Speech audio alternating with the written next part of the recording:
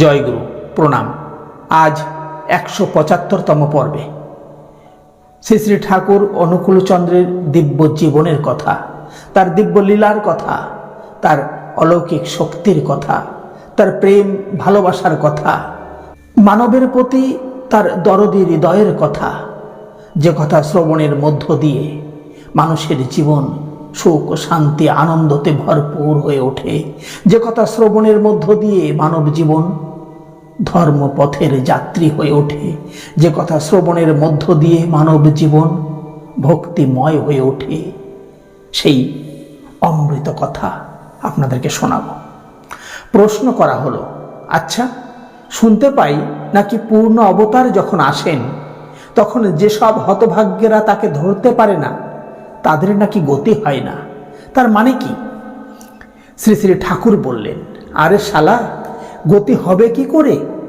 যা থেকে যা দিয়ে মানুষের গতি, তাকে না ধরলে কি করে তা হতে পারে? ওই যে আগে বললাম, মানুষের চলাকে অস্থি ও বৃদ্ধির পথে আরোতর করবার জন্যে প্রকৃতি তার ভেতর দিয়ে পরমেশ্বরকে নিয়ে একটা জ্যান্ত প্রতীক তৈরি করে এই জীবের দলে নামিয়ে আনে, আর তাকেই বলে মানুষ, তথাগত অবতার, ঈশ্বরের পুত্র বা খোদার দোস্ত। তারই চলন চরিত্র, হাব ভাব, কথা কায়দা, সেবা, সহচর্য, সহানুভূতি মানুষকে তাতে অনুপ্রাণিত করে। যারা অনুপ্রাণিত হয় এমনকি তাদের পারিপার্শ্বিক নিয়েও জীবন ও বৃদ্ধির চলনাকে আরোতর করে তোলে। কিন্তু যারা তাতে অসুয়া পরবশ, বিরক্ত ও বৃত্তিমদমত্ত, তারা তাতে আসক্ত হয় না। জীবন ও বৃদ্ধির চলা তাদের আরো গতিসম্পন্ন হয় না।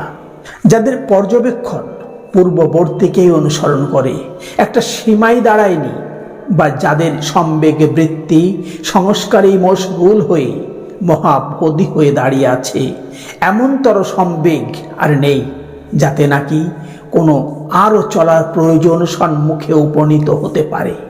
সাধারণত তারাই তাতে অনুরক্ত হয় না, বরং অসুয়া পরবশী হয়, অবজ্ঞাই করে থাকে। তারপর কাস্তে যখন হাতছাড়া হয় আর কেউ হয়তো তার সম্বেগে পাড়ি দিয়ে সীমায় দাঁড়িয়ে পড়েছে, বৃত্তি মাদকতা কারো হয়তো কেটেই গিয়েছে, তখন আফসোস আর পদ চাপড়ানি তাদের সম্বল হয়ে থাকে। তখন হয়তো দুনিয়া পাতি পাতি করে খুঁজেও আর মেলে না। একমাত্র সম্বল তখনকার তাদের পক্ষে তিনি যা বাণীর ভেতর দিয়ে কিংবা কারো প্রতি অনুগ্রহ পরবশতার ভেতর দিয়ে ছিটিয়ে গেছেন তাই। একটা গল্প আছে শুনেছি, দেবতা ও অসুর মিলে সমুদ্র মন্থন করলে, ফলে গরলও উঠল, অমৃতও উঠল। গরল খেয়ে মহাদেব নীলকণ্ঠ হয়ে রইলেন, আর অমৃত নিয়ে দেবতা অসুরদের ভেতর লড়াই বেঁধে গেল। তখন বিষ্ণু মায়ায় এক অনিন্দ সুন্দরী নারী উপস্থিত হলো। নারীকে দেখে অসুর যারা, তারা পাগল হয়ে তাকে ধরতে ছুটল।